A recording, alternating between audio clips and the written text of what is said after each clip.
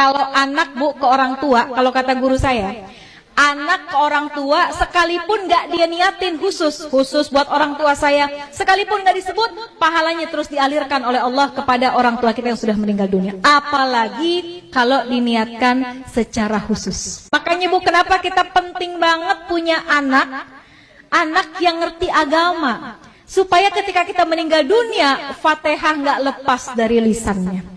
Yasin yang dibaca dikirimkan pahalanya buat kita.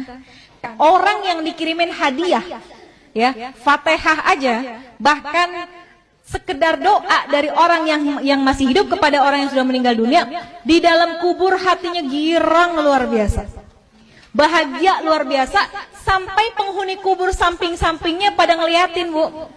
Kayak orang lagi di pesantren, ditengokin sama orang tuanya dibawain makanan, kan teman-temannya pada ngeliatin tuh ya. Itu sama ceritanya seperti apa yang ada dalam kubur. Kalau orang tua kita dikirimin Fatihah, dikirimin doa sama anaknya, maka girang banget hati orang tua kita. Tuh penghuni kubur lainnya pada ngintip, kalau bahasa kita dikirimin apaan sih gitu ya. Maka mereka sangat menunggu kiriman doa daripada keluarga yang masih hidup di dunia. Bahkan diceritain bu, kalau yang ngirimin anaknya, keturunannya, itu malaikat akan membawa doanya menggunakan nampan yang terbuat dari emas. Punya nggak nampan dari emas? Nggak ada. Tapi Masya Allah, ketika kita meninggal dunia, malaikat hadirkan doa. Bisa jadi doa itu berupa ampunan, bisa jadi doa itu adalah rahmat yang dikirimkan oleh anak kita yang masih hidup di dunia. Maka yang ditunggu-tunggu itu doa. Maka Rasulullah pernah ditanya, ya Rasulullah, ada orang baik agamanya, bagus ibadahnya, tapi dia meneteskan air mata orang tuanya, dia mengecewakan orang tuanya. Apa kata Nabi? Anak itu jangankan masuk surga, baunya surga dia tidak akan dapat. Bersyukur kita yang masih hidup orang tuanya, meskipun sakit, meskipun menderita orang tua kita, lalu kita merawatnya bertahun-tahun. Ketahuilah, orang tua yang dirawat itu, Allah tersenyum kepadamu karena engkau merawat orang tuamu. Tidak semua anak diberikan kesempatan untuk merawat orang tuanya. Umar bin Khattab pernah bertanya, ya Rasulullah, saya tahu tidak mungkin saya melihat wajahnya Allah di dunia, saya tahu tidak mungkin saya bisa melihat Allah di muka bumi ini, tapi saya mau ingin bagaimana supaya Allah tersenyum kepadaku.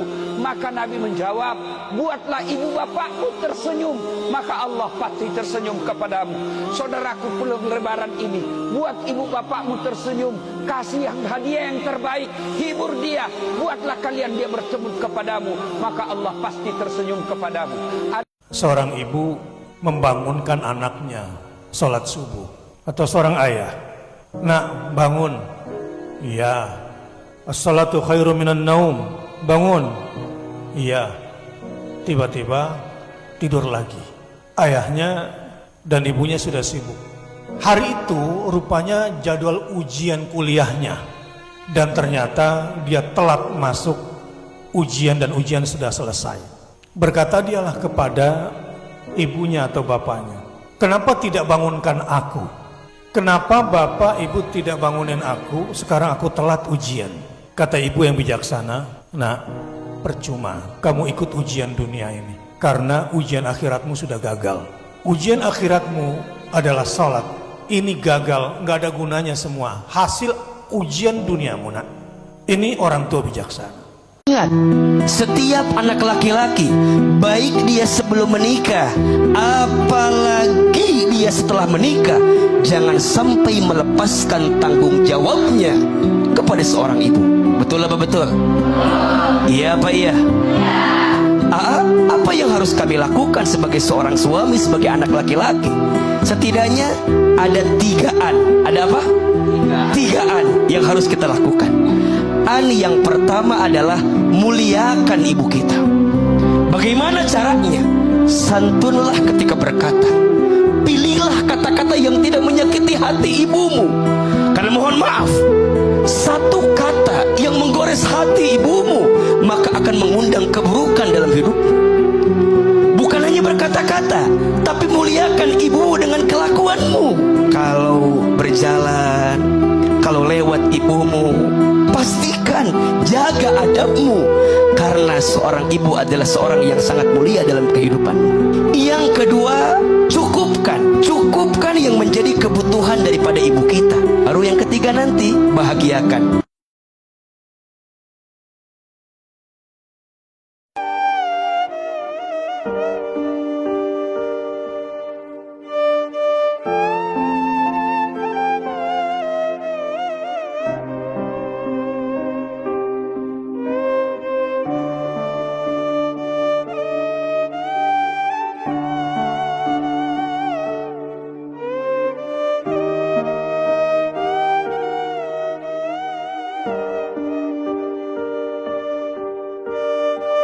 Hidup bukan apa yang kita mau, tapi hidup itu apa yang Allah mau. Ikutin aja aturan Allah. Tapi Allah itu maha rahmat, Allah itu maha kasih sayang sama hambanya. Sehingga akhirnya menjadikan kita itu harus ngambil hikmah gitu. Nah, kalau hidup kita nggak ada hikmah, yang ada itu apa? Caci maki. Yang ada itu keluh kesah. Yang ada itu susah untuk lapang. Dan akhirnya kita yang rugi, menggerogoti hati kita. Malam tidak bisa nyenyak pada tidurnya, siang tidak nyaman pada jalan hidupnya. Kenapa? Nggak ada hikmah yang diambil. Orang itu kalau memiliki hikmah, mampu mendapatkan hikmah, dia mendapatkan sebaik-baik pemberian dari Allah. Yu'til hikmata man yasha wa man yu'tal hikmata faqad utiya khairan katsira.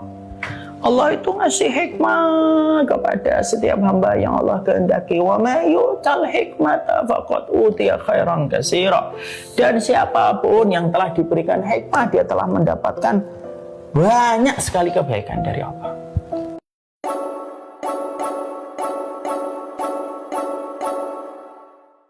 ويوم تقوم الساعة يومئذ يتفرقون فأما الذين آمنوا وعملوا الصالحات فهم في روضة يحبرون